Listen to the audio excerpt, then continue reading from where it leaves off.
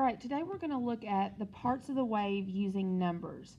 We've already talked about what a wavelength and an amplitude are, but now we're going to actually measure these.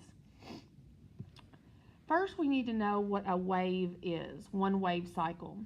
And that consists of going from the resting point up to the crest, down through a trough, and back to the resting point. So what I have highlighted there is one wave cycle. And if I want to count how many waves I've got, what I like to do is put a little mark there after I get my first one. Then I've got another crest, trough, back up to the resting point. That's number 2. Crest, trough, number 3. Crest, trough, number 4.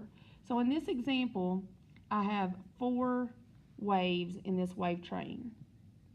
So there are 4 waves. Okay?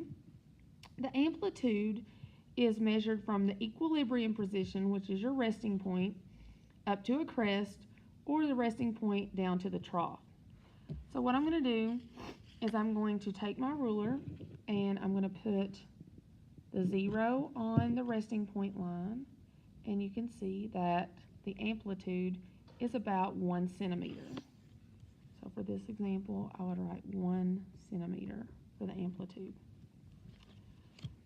Wavelength, we go from crest to crest or trough to trough. I like to go crest to crest.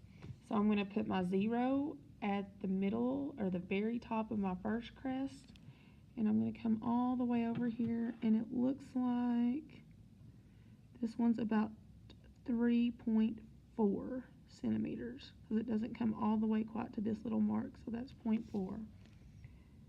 So my wavelength is 3.4. Now, frequency is how many waves pass a point at a given amount of time.